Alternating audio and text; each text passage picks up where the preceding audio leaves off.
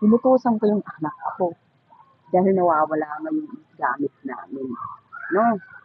Hindi naman mawawala yun kung hindi kukunin, di ba? So ano naman ang masama dun kung utusan ko yung anak ko na pupunta dyan sa bahay niyo para tanongin kung nandiyan na yung hinahanap na gamit ko.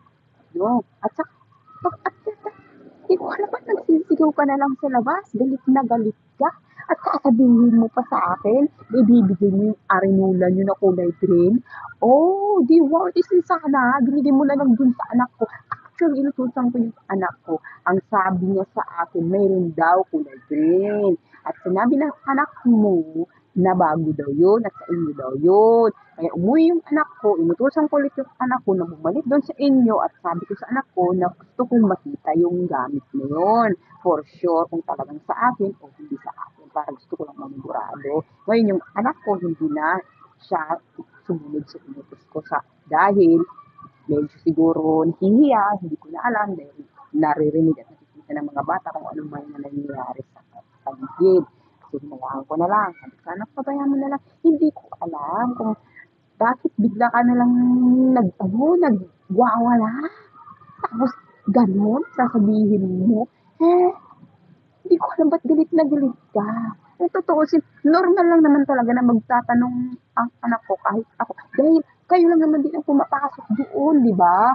Sino pa ba ang pagtatanungan ko kung di kayo lang naman ang pumapasok doon na, oh, ano yan? At saka, wala namang masamang magtanong, no? Hindi ko naman sinasabi na ninakaw nyo. Tinatanong ko lang. Kasi kung tutusin talaga, nakita ko na gamit ng anak mo. At saka isa pa, iigit lang ng tubig namin, galing sa labas, ginagamit ng anak mo. Pasalamat lang, hindi ko pinupronta yung anak. Tanongin mo yung anak mo na babae, alam niya yun. At magsabi siya ng totoo. O, no? Please lang. No? Andun ako nakatayo. Bakit hindi niyo ako kinumpronta? Hindi niyo ako tinanong. Lumabas pa ako, nakasunod pa yung isa. Buminto na nga ako, din hinihintay ko, ramdam ko na talagang pahiram ng gusto siyang sabihin. Pero wala. Hindi man lang siya nagsabi sa akin. Hinintay niya yung time, yung may tuma na siya, nakainom na sila. Doon lang sila magkakaroon ng lakas ng loob para pagsabihan ako ng ganyan. Pagsalitan ako ng ganyan. Oh, bakit hindi ba kaya direct na magsabi sa akin na hindi kayo nakainom? Ha? Ayos kayo, no? Hindi na kayo sarili nyo.